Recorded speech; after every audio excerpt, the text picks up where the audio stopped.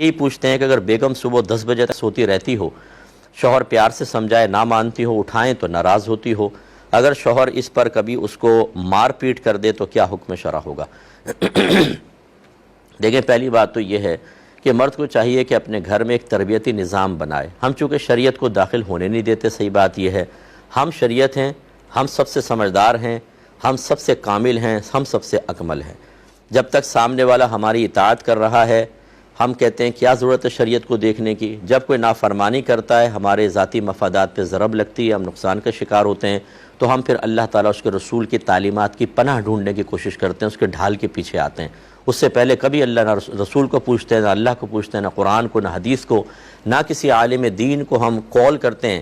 چاہے شوہر ہزاروں خرابی میں ہو لیکن بیوی کے لیے اچھا ہونا چاہیے، بیوی میں ہزاروں خرابیاں ہوں، شوہر کے لیے اچھی ہونی چاہیے، پھر کیا شریعت اور کیا مذہب۔ یہ برا نہیں مانیے گا لیکن میں یہ بات بالکل حقیقت عرض کر رہا ہوں۔ اب جب بیوی نے ذاتی مفادات پہ ضرب لگائی تو پھر شریعت ہمیں یاد آئی۔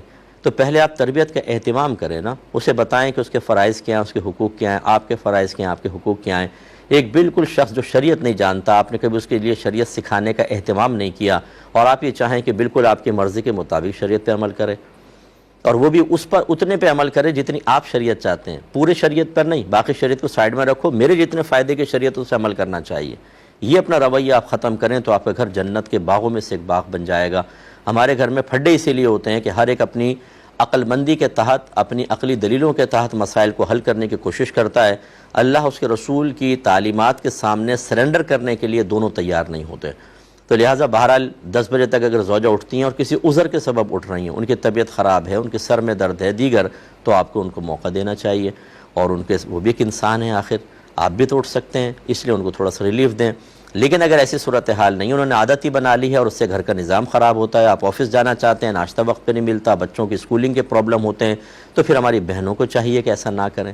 یہ جو لڑکیاں اکثر کہتی ہیں نا مجھے الگ گھر چاہیے، وہ اسی لیے مانگتی ہیں کہ ساس تو اٹھا دی گئی 9 بجے 8 بجے، آرام سے پاؤں پھیلا کے 12 بجے تک سوتے رہو، شوہر کو رخصت کرو اور سوتے رہو، باقی کوئی کام نہ کرو۔ یہ اسی لیے لڑکیوں کو آزادی چاہیے ہوتی ہے کیونکہ دوسری سہیلیاں بتاتی ہیں کہ ہم نے تو ایک ایسی حکومت حاصل کر لی ہے جس میں اپنی مرضی کے ساتھ زندگی گزار رہے ہیں اور تم پھنسی ہوئی ہو، تو ان کو دیکھ دیکھ کے وہ بھی ایسا کرتی ہیں۔ ایسا نہ کریں، پھر ہماری بہنوں کے گھر خراب ہوتے ہیں، پھر وہ کہتی ہیں مفتی صاحب دیکھیں میں صرف سو رہی تھی، اس پہ مجھے مار دیا۔ لیکن کتنے عرصے سے آپ سو رہی تھیں اور کتنے دفعہ شوہر کے کہنے کے باوجود آپ نافرمانی کر رہی تھی، وہ نہیں بتاتی۔ میں سو رہی تھی، شوہر نے مارنا شروع کر دیا۔ اچھا، سننے والا بھی کہتا ہے اتنی سی بات پہ مارا؟ ارے بھائی اتنی سی بات نہیں، 10 سال سے دماغ کی دہی ہو رہی تھی، اس کے جواب میں ایسا ہوا تھا۔ تو ہماری بہنوں سے بھی میری گزارش ہے ایسا نہ کریں، اپنے گھر کا اچھا روٹین بنائیں، ورنہ آپ کے گھر کے بچے بھی پھر آگے چل کر اپنے گھروں کے اندر ایسا کریں گے، آپ کی بیٹی جا کے ایسا کرے گی۔ ضروری نہیں کہ جتنا اچھا شوہر آپ کو ملا ہے آپ کی بیٹی کو ملے، ہو سکتا ہے اس کو مارے پیٹیں پھر اس کو طلاق تک نوبت آ جائے، ایسا ہرگز نہیں کرنا چاہیے۔